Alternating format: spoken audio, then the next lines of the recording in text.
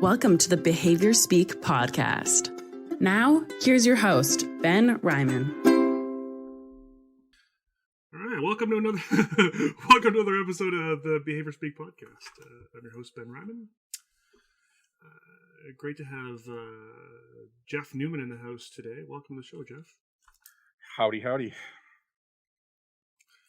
So I've been trying to get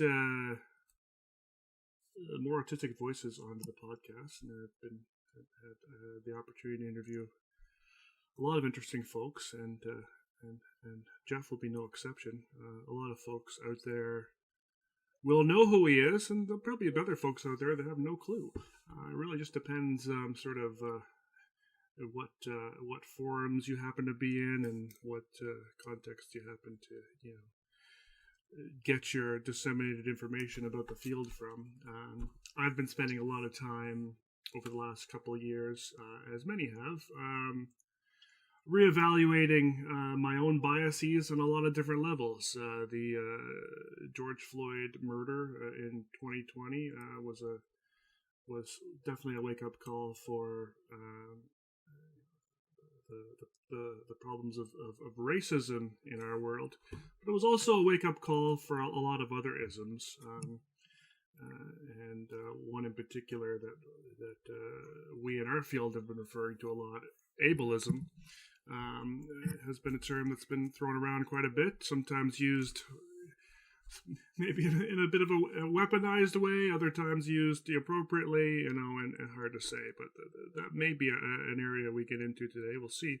But that's in terms I of don't know those if I agree with conversations. weaponized, but yeah, no, fair enough. It's just phrases that I've heard online. Oh, yeah. is all I'm saying, I guess. Oh yeah, if we're talking about online, it's then you folks know me as the guy that's absolutely trying to destroy ABA and doesn't care about real autistic people that really need services, and certainly does no work in that field whatsoever.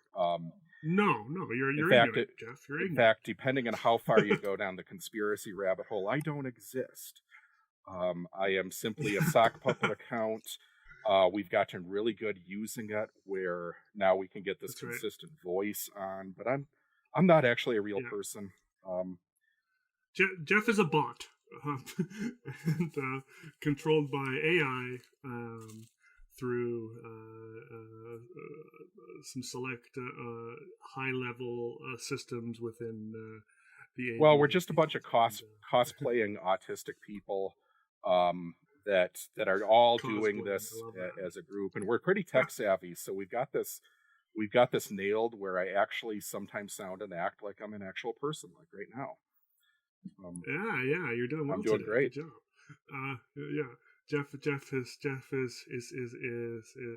Jeff's bot program is also quite skillful at masking, and he's doing a great job today of coming out sounding like a good old neurotypical man. That all being said, there was a few autistic voices that I think really had the courage to kind of speak out among a crowd of primarily neurotypical behavior analysts, or at least folks that maybe weren't aware of their own neurodiversity, and say some things that need saying. And some of the names you'll be familiar with. I recently had Tara Vance on the podcast, and if all goes well, her episode will be released first, so that reference point will make sense. And another big name in there, and Jeff is definitely a well-known speaker in those areas, and I've been following his work for the last couple of years. Watched a lot of panels that he's been on, engaged in some discussions with him, and it's been a really great learning curve for me as well, to learn about sort of some different perspectives from autistic voices. But Jeff is not just an autistic guy with an autistic perspective. Jeff is actually in the field. But I'll let Jeff tell you a little more about that. So maybe we could start, Jeff, by just sort of telling us sort of what you do for a living, kind of how you got there, and how you got to be, an advocate for autistic voices. Yeah, thanks, Ben. So, you mentioned that I work in the field, and I do want to clarify that we need to clarify what field we're talking about there. I do not hold an ABA credential.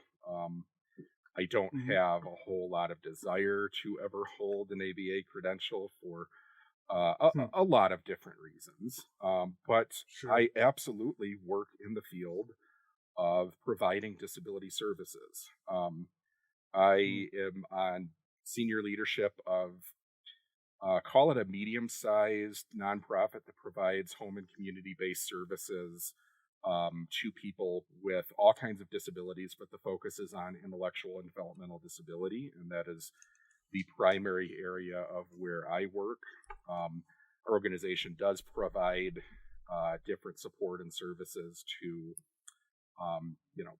all kinds of folks from, 12 to 18 months, all the way to, 80, 90 years old, end of life. We do certain things throughout a full spectrum of ages, but most of that is the majority of support we provide is to people with IDD that are adults, giving people the support they need to live, work, and play in their community on their own terms.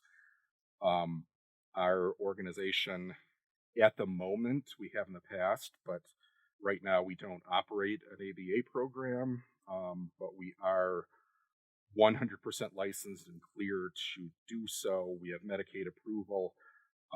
So if we wanted to get back into that, which may shock some of the people that have a certain vision, I'm actually advocating that we do that sooner rather than later, of rebuild that program and get a BCBA in there so we can provide that as well.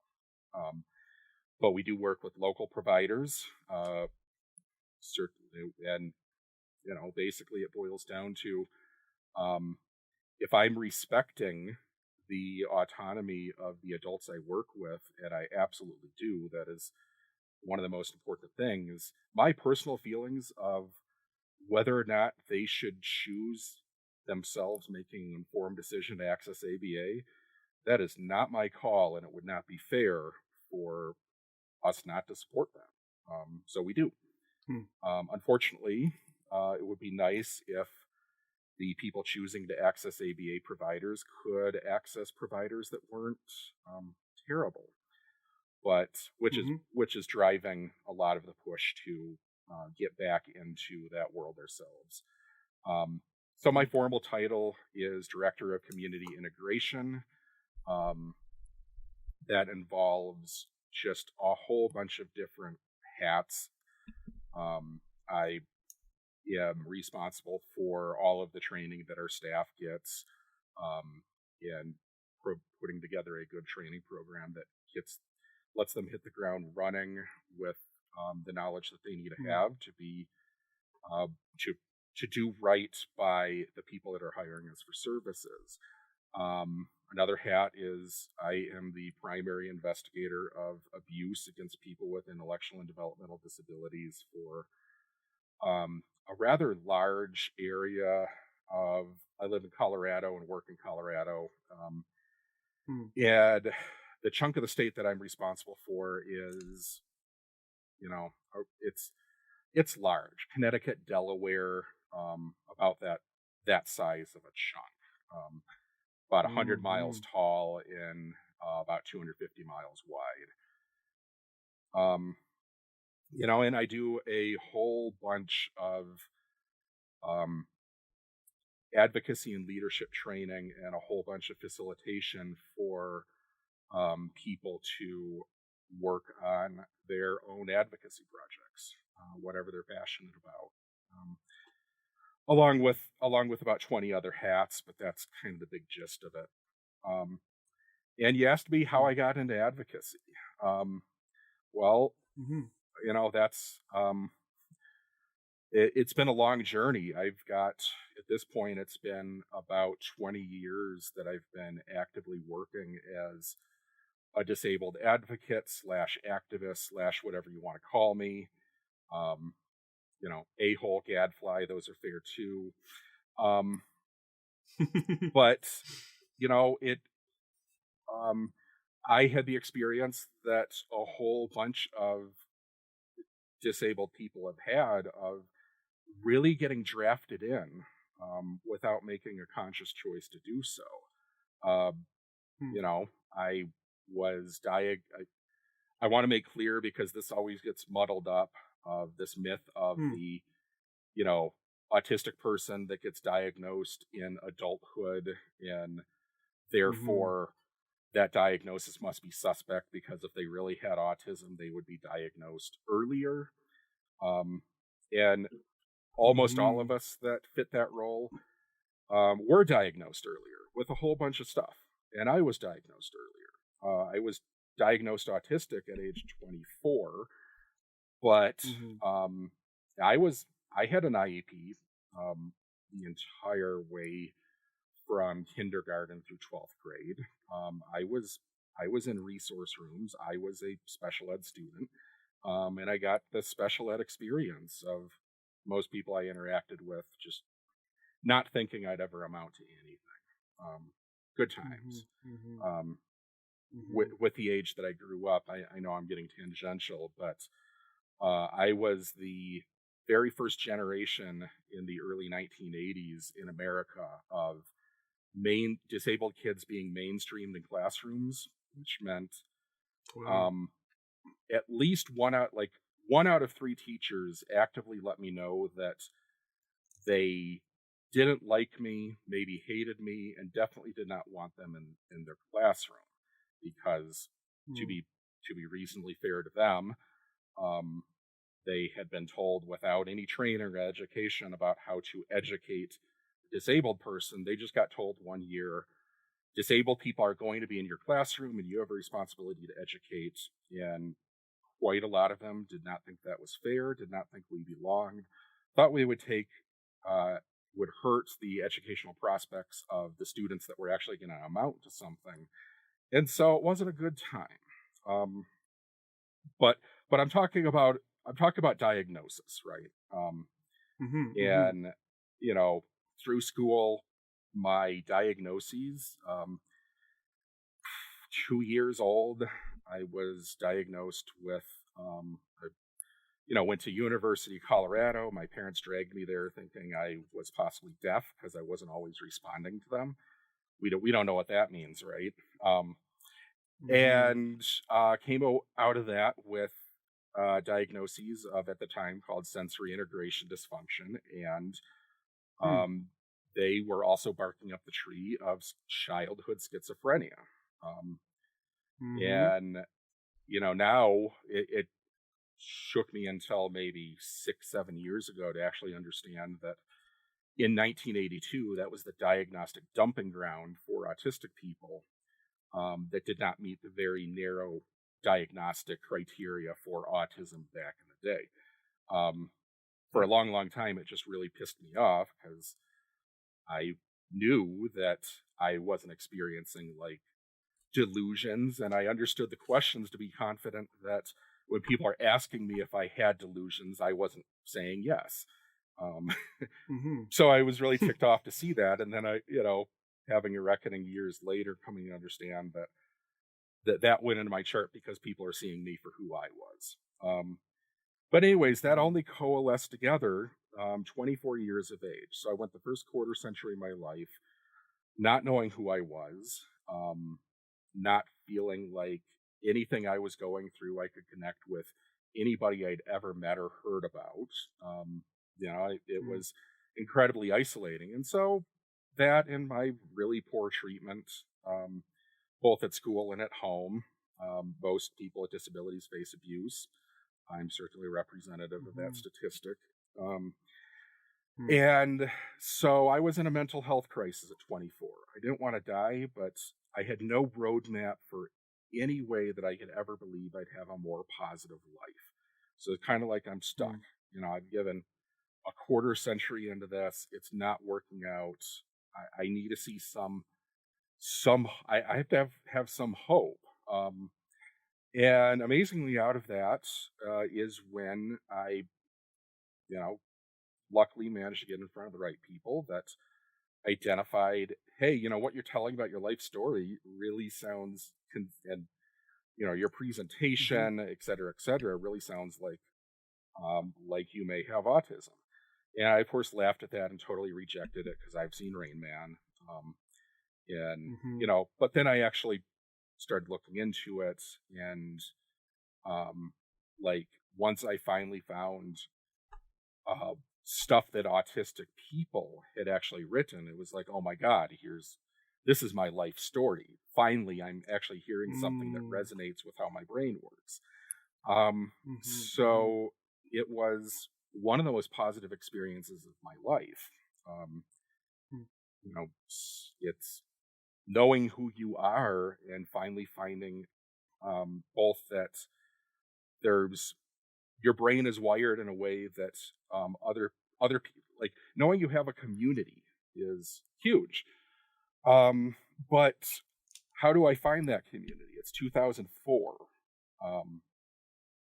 And so a lot of what's out there today just wasn't out there.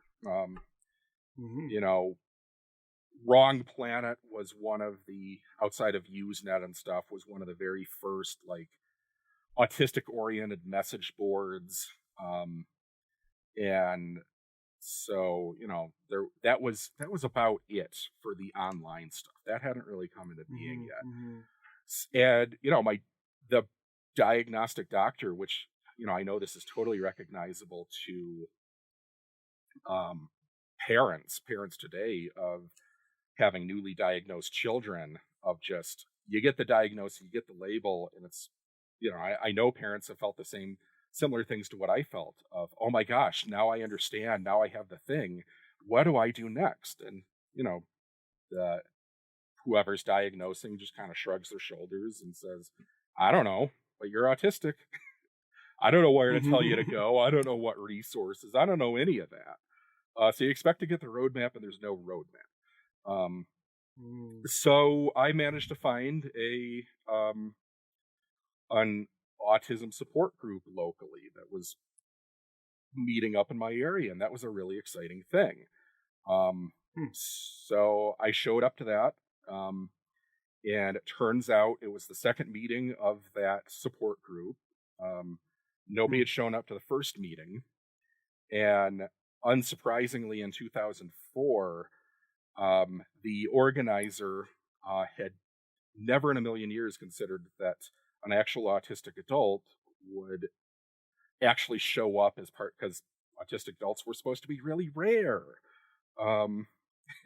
And so, you know, that was kind of my immediate draft in, was, you know, quickly turning into just within like that first meeting, really shifting this to, okay, this is our support group.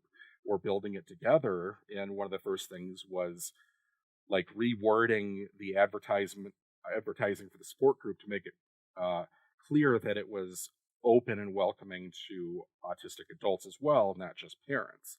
And so very shortly when we did that, fast forward about a year, and you know, we are absolutely maxing out the library space with 30 and 40 attendees every single meeting. Amazing. And about half of them are autistic adults. And all of us autistic adults are staring at each other going, this is only a town of 500,000 people, and there's 30 of us here, or, you know, 15 or 20 or whatever. Where are we all coming from? Because, you know, autistic adults, we should be like in the 1 in 10,000. Like, how in the world is it the town? Is it that we have a lot of engineers here? And no, it's because, you know, this was still very much the period of the rates of autism are increasing, and we don't really know why, et cetera, et cetera, et cetera. So, you know, that things I realized very, very quickly is the value and power of being able to share your life experiences with, you know, parents and other people that are just at the start of that journey and need a lot of support. So that whole support group thing turned into a nonprofit. At its peak, there was a dozen different support groups held every single month. There was support groups. There was, child, teen, adult social groups, get-togethers, hangouts, whole bunch of different, huge number of stuff. Parent night out stuff. All told, there was a dozen. We had every single library, because the town would, to a nonprofit, they give you the space for free, but only once a month. So every single library in the entire city, we had something done at. Nice. And that's, all of my advocacy work kind of grew out of that. And then 7-8 years ago is where I made the switch from, advocacy, doing something I did on the side for free, into making the leap, taking a pay cut, and actually starting to work for the organization I currently work for. And yeah, interestingly enough, my former career before going into this is I was a private investigator investigating mortgage fraud. Wow. Yeah, a little bit of a career shift. I imagine the mortgage fraud skills have played well in your role of abuse investigator. Yeah, that is why that is a role I took on. I'm not going to lie, it is a tremendously hard thing to do, but I mentioned I'm an abuse survivor. It is critically important to me that people actually get listened to. Unfortunately, the most common experience when a disabled person faces abuse is nothing ever happens. They report, and nothing changes. So with, there's a whole bunch of other things that would be more fun to do, but that's one of the most important, is to make sure that I am being diligent, taking their story, collecting all the evidence that's available, and making sure to advocate that to other appropriate agencies that should know, adult protection, police, etc. I have a difficult relationship with the police myself, but I have cultivated a good relationship where our local police are very, very responsive to disability abuse, and I'm proud of that. That's great. Are you responding to abuse like all around, or just within your own agency, or? My responsibility, and this is per state regulation, is anybody enrolled in services with us, if they face any type of abuse, not just from staff or contractors that work for our organization, but family, parents, people in the community. Right on. Fortunately, recently there's been a lot of online victimization, especially romance scams. Yes. So any piece of that, it's alleged, any of the full spectrum of abuse that's alleged to have taken place against somebody enrolled in our services, which we are the only local provider of services, because I live in a rural area. Not a whole lot of people live in the Four Corners area of Colorado. We're the only organization, so that effectively means that if it's abuse happening to an adult with intellectual disability, there's a good chance I'll be involved. Yeah. And are these generally And I got a few questions just about your story because it's really fascinating. I made a lot of notes, and I think it all plays into the main point of what we're going to talk about around quality of Well, life remember that articles, that's a because I fake think story because I'm not real, but yes. True. It's a good yes, fake story. I know it's a great fake story. I will be honest and tell everyone that Jeff is actually a hired actor named Joseph Smith. He's from down the street in British Columbia, and no, of course not.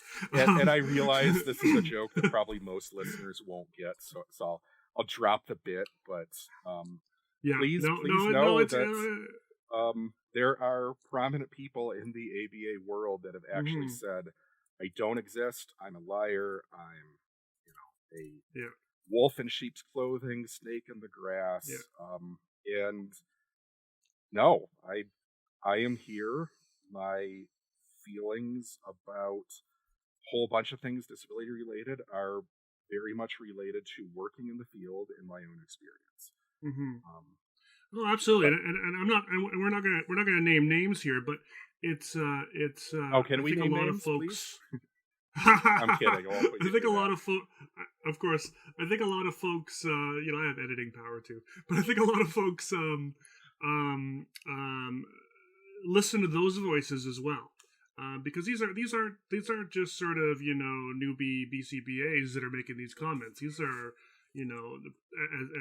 as you well put, prominent ABA practitioners and BCBADs and folks that are essentially calling Jeff a liar and that he doesn't exist, and those are I won't get into sort of debate lingo because I'm not much of a debater myself, but it really feels like this is a bit of a defense mechanism on their part, because they'd rather just not have the conversation, and they're trying to sort of just disgrace his name. But the problem here is that a lot of folks, there's a lot of talk about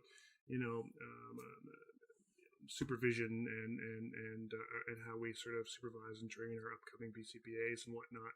And these folks are involved in a lot of training, a lot of supervision, and a lot of folks look up to the folks that are slandering Jeff. And so I think it's really important that for folks listening, well, you've already heard Jeff's story about how he got into the field.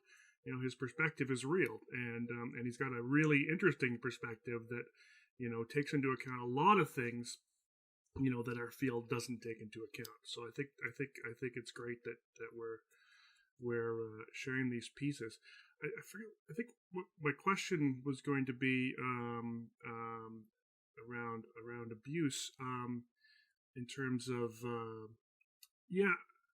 so the reporting tends to be then sort of self-reporting. Is that sort of how it goes, or like how does it work with folks that, because I think a couple things we know to sort of stand back, and I'm actually trying to get someone on the podcast that does a lot of research in this area, but abuse is super prevalent for folks with disabilities. I mean, we know that most folks with disabilities will either suffer some form of traumatic event or some form of abuse, sort of sometime in their life. And it doesn't have to be necessarily, the more sort of, graphic televised versions of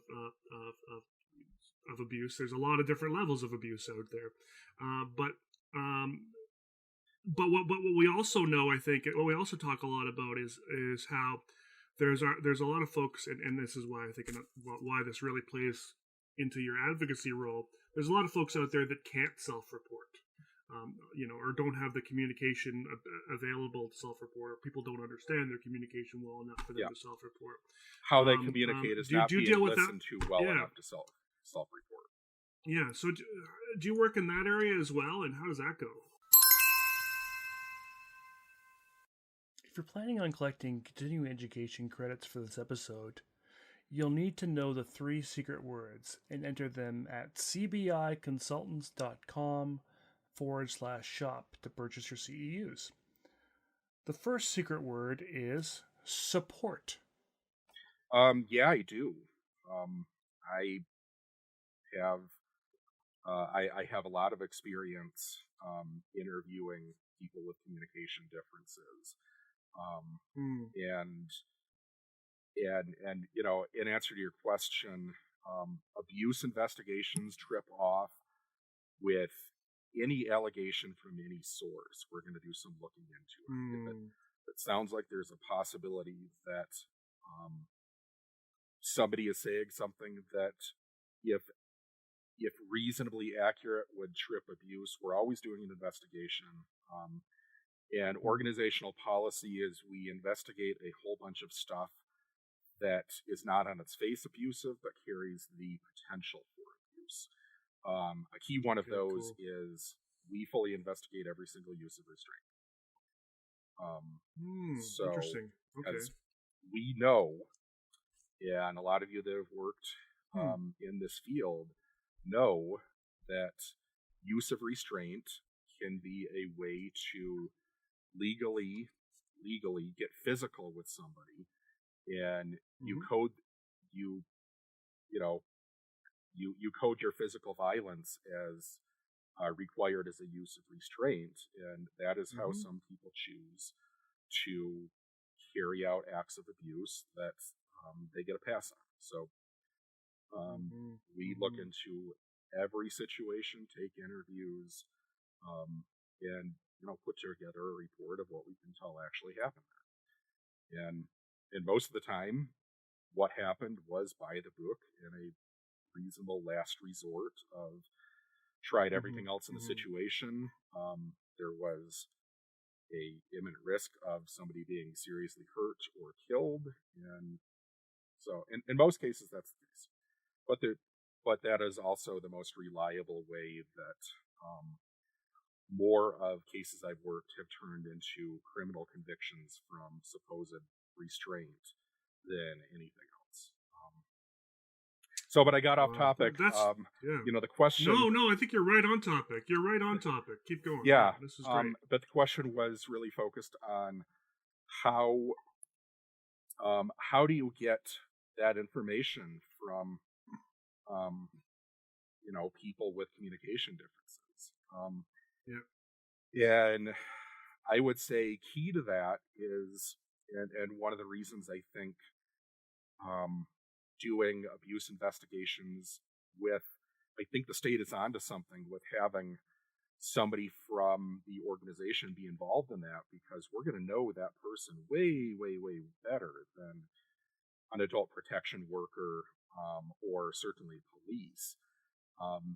They know us, so we have a level of trust there, and we're much more knowledgeable about the person's modes of communication and how best to kind of approach in order to get good information.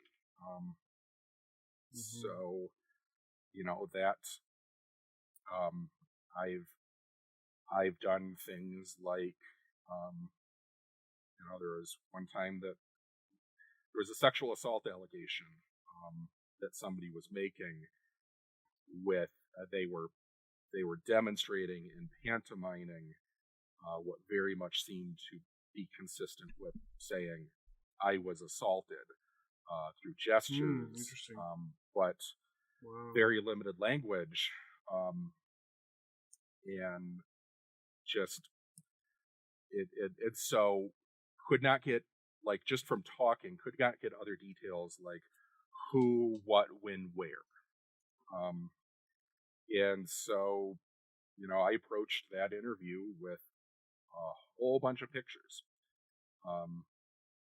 Every single person on our staff that had had contact with that person over the previous month, a whole bunch of similar looking pictures pulled off the internet, pictures of myself, pictures of just thrown in the mix of, and got this woman talking about this is the experience, and then said, all right, I'm going to show you some pictures, tell me who, and that was productive.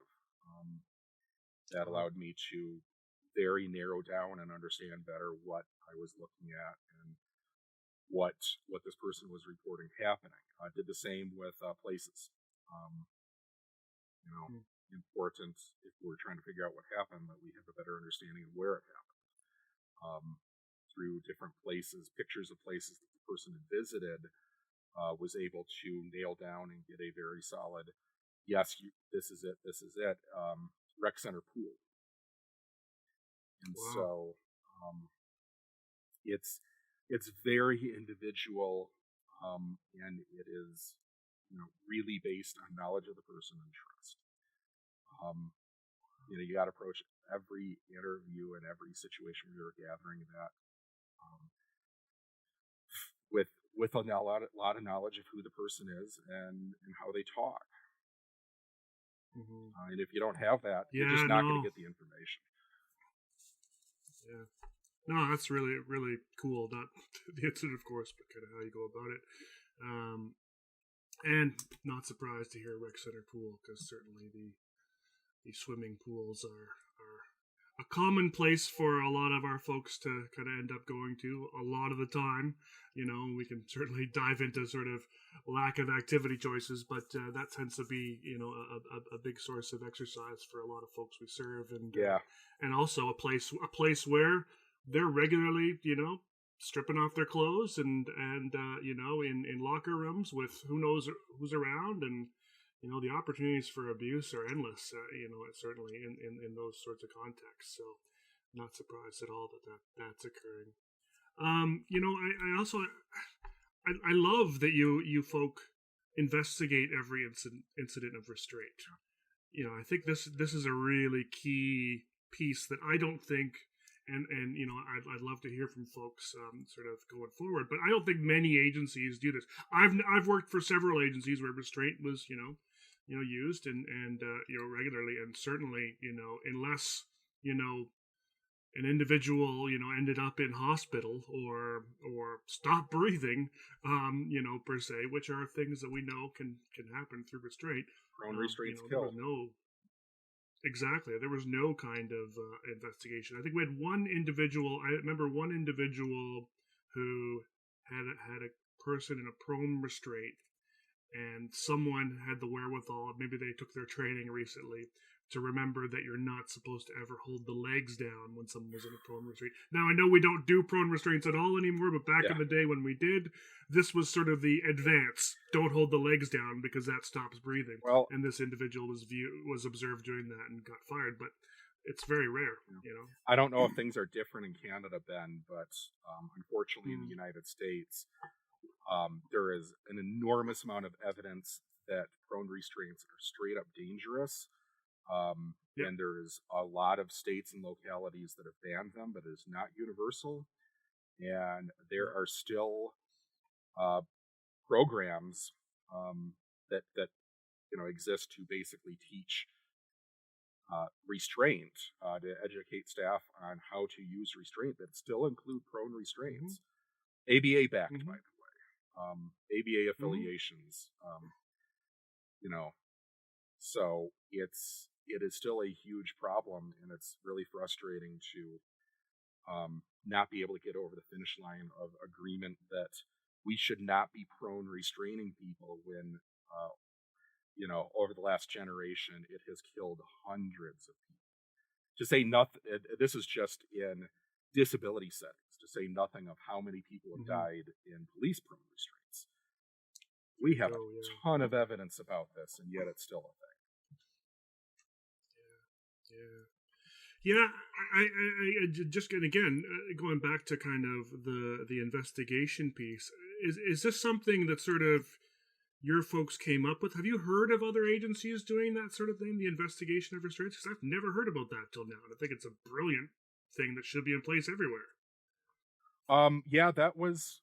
I like our organization. I have picketed outside the front of organizations that serve the exact same role in different parts of the state. I was really shocked to find one that there was enough value alignment with that I could actually consider stepping in the door and, getting a seat at the table. And I'm really glad I did. And yes, one of those attractive things was I saw from the outset that they took restraint very seriously. They had built a culture around around really making sure this was absolutely used as the last result. And it was really something I was able to build off on. And I think one of the key things I was able to bring as I took over more and more of the investigative role was building trust with staff that they were going to be treated fairly in these investigations. That you know, if you did your job, if you did it by the book, there's none of this is ever going to reflect poorly on you. But if you didn't, you're going to be held accountable. And it's not a witch hunt. I'm not out to get anybody. I understand that my role only has the output of my work. My conclusions only have value if I'm doing it objectively and fairly. And that I think that one of the things that changed a little bit more in our culture was when I first started doing this. There was a bit of a circle the wagons effect with a lot of the just line level staff. There's was a certain perception that in some cases I think was that there was fair reasons for that perception that abuse investigations were used as a convenient way to fire people. And so we're not objective. And, if somebody had it in for you, then,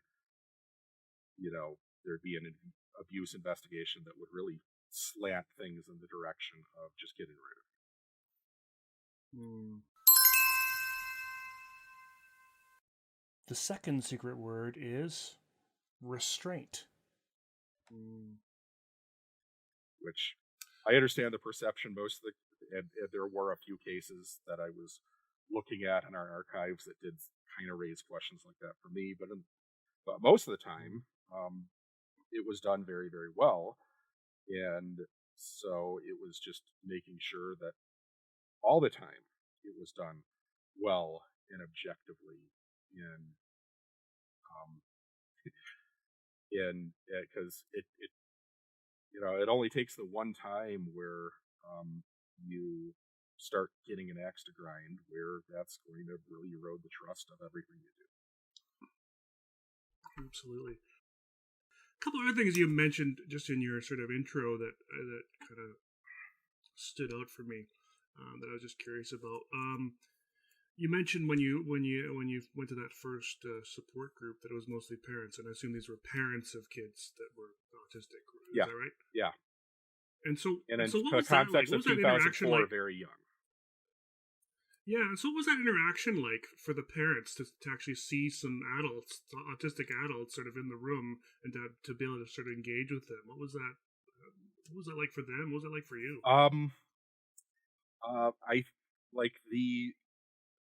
It was a pretty surreal experience because,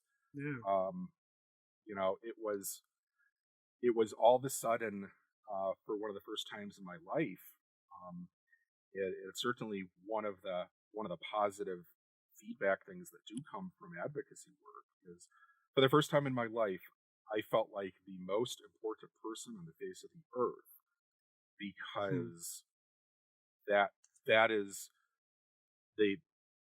for the parents that suddenly had access to somebody that they could actually ask questions to and get real world responses to of, my kid is experiencing this and I don't understand enough about what it is to support them.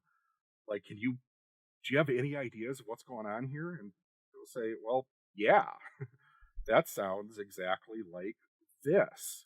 I experience this, this, and this. Does that sound like what's going on? And a lot of times the answer was, oh my gosh, absolutely.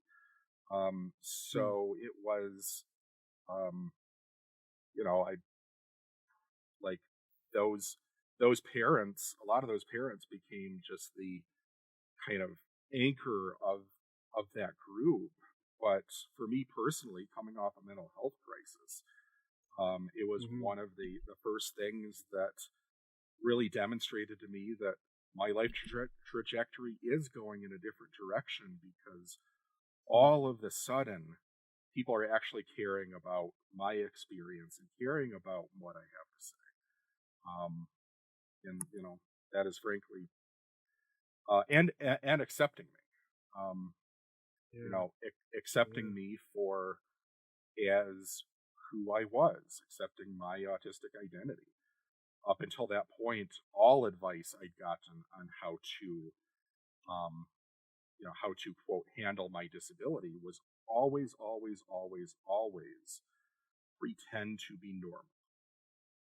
Now, it was never, very rarely explicitly said just pretend, but all of the advice was do this the way a normal person was, because my brain is not wired the way a neurotypical person is. That is, act and do this to your best act of what how a stereotypical neurotypical person would handle this. Yeah. Oh, that's really cool. Yeah. I mean, there's just some really cool sort of concepts. I mean, this is 2004, 2005, and I'm thinking,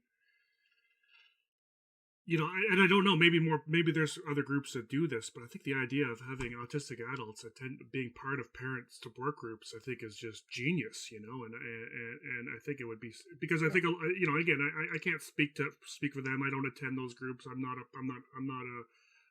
parent of an autistic child, let alone a parent at all. So I'm certainly not going to try to make assumptions on kind of perspectives and what they're talking about, but for your only source of information to either be professionals or other parents' experiences with their young children, and to not have that perspective of what it could look like 20 years from now, I think, I think that's amazing. Yeah, we had definitely recognized that we had somehow blundered into catching lightning in a bottle.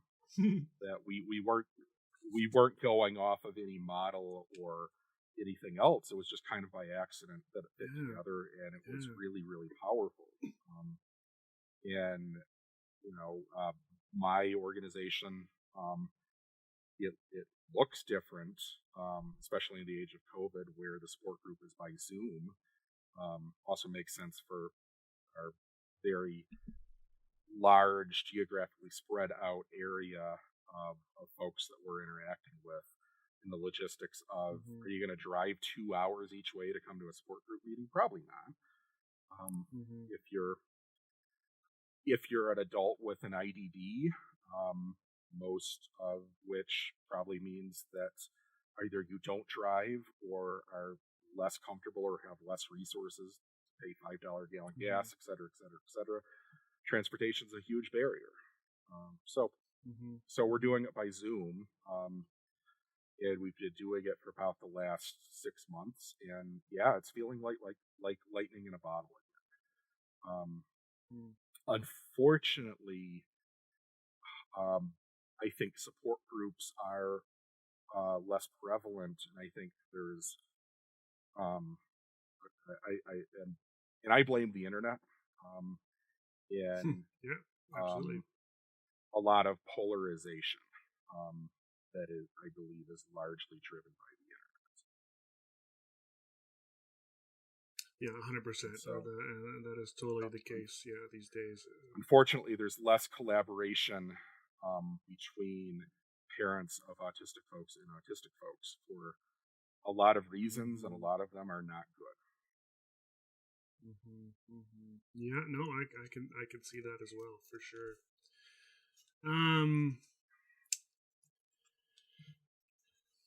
It's interesting. The other interesting point you made, I don't know if I still have kind of the same thought now, but was just around sort of,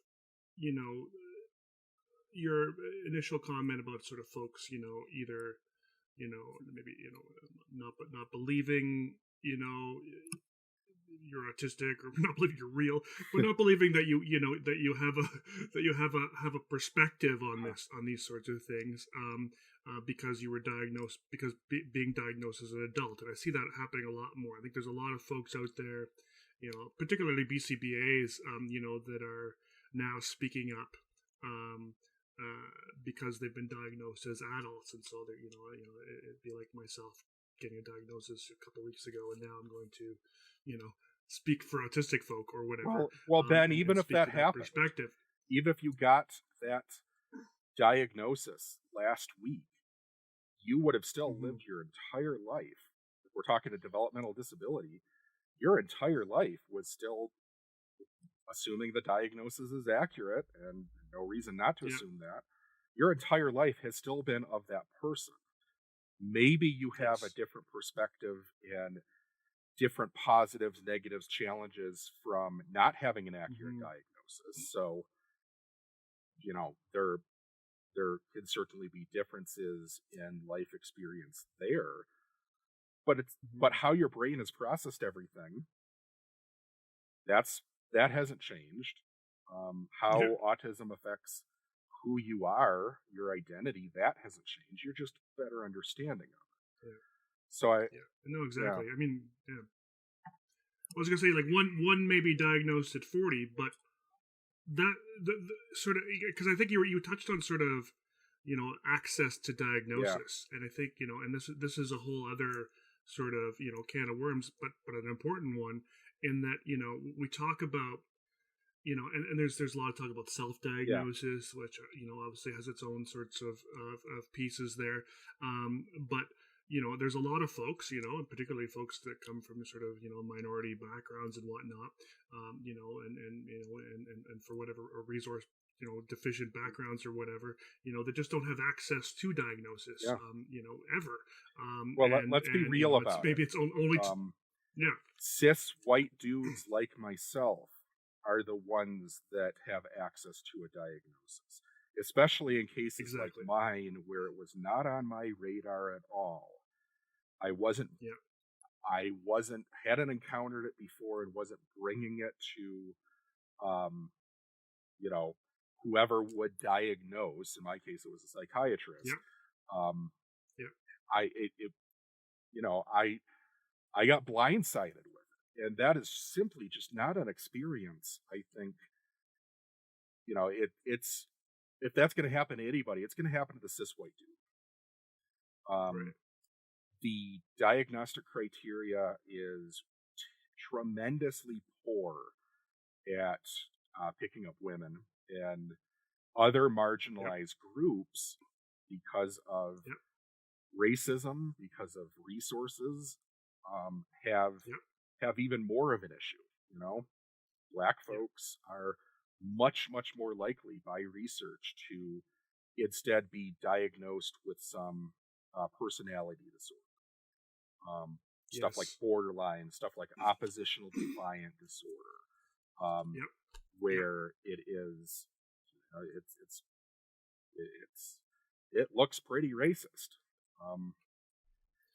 and so that is a key barrier. And I know there's plenty of people that are out there that are really uncomfortable with the idea of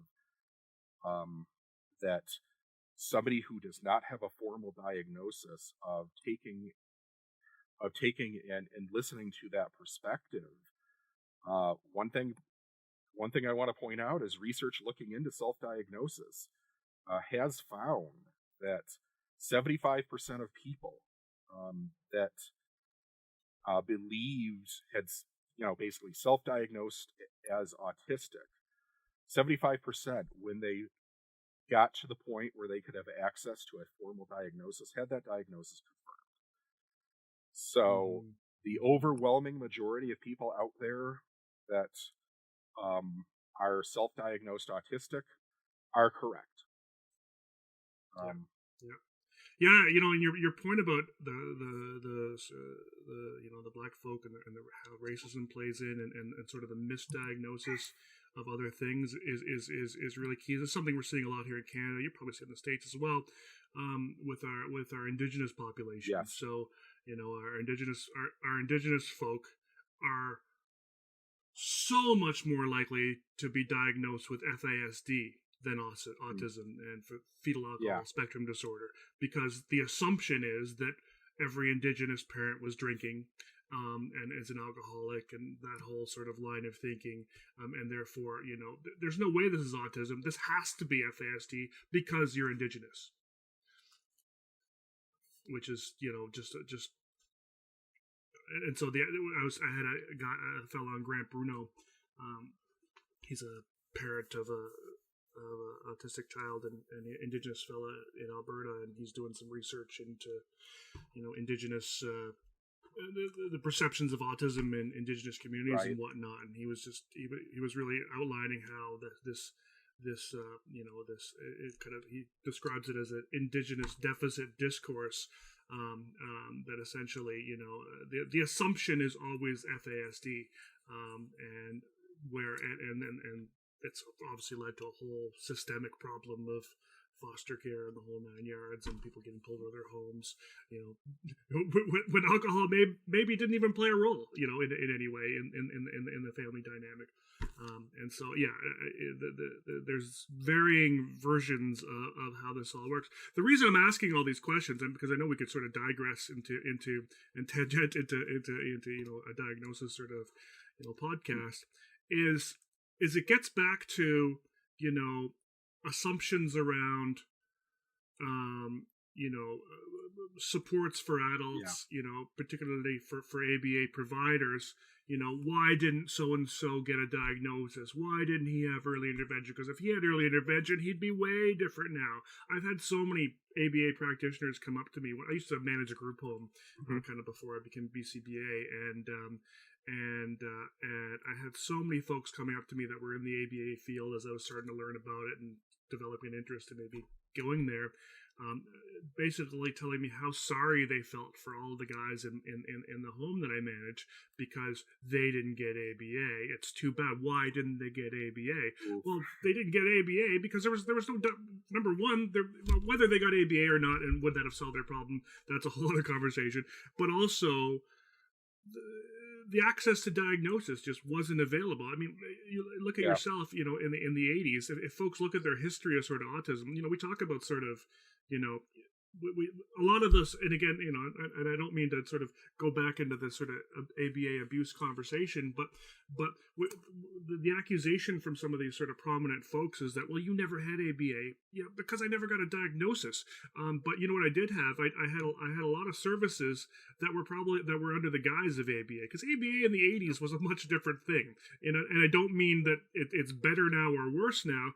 It was just different. Like it was just this is pre-LOVAS. Like you're the time when you got your childhood schizophrenia diagnosis and your sensory integration disorder diagnosis. Early intervention wasn't even a thing that existed.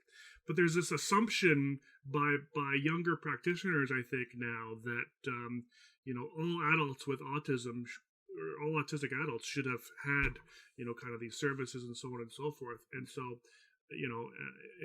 there's just a lot of assumptions and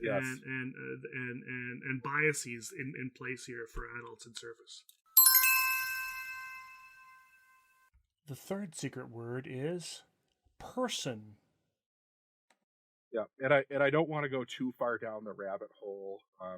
Sorry for people that know me, because obviously this is part of my ABA brand. But I do want to point out the idea that all autistic people, as a blanket statement, if they had ABA as a child, would be better off in adulthood. Is we're all familiar with Lovas's 9 of 19 study, and I would challenge you that the entire body of outcomes post that of this huge ABA industry that has sprung up in the aftermath of that is a replication failure of the 9 of 19 study.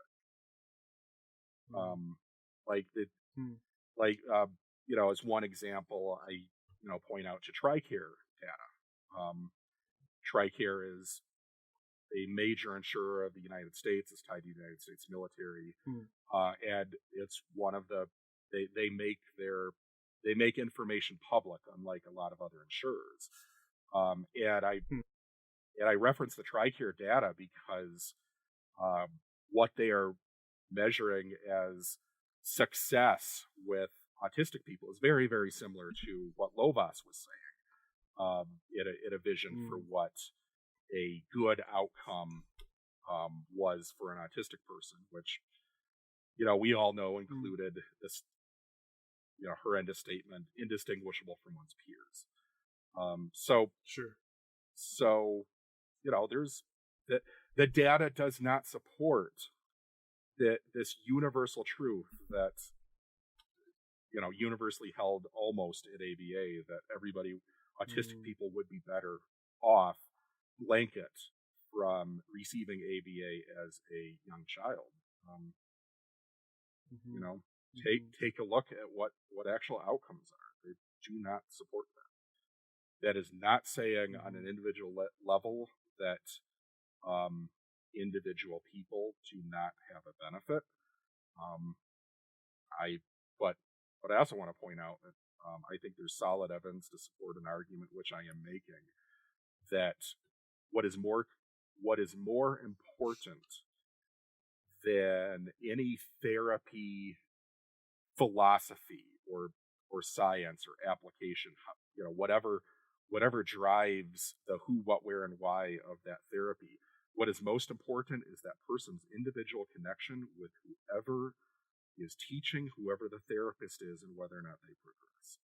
And that's something not easily captured in data, so a lot of times beyond this very superficial pairing doesn't really account for. You can think back to this in your own life. Who's your favorite teacher?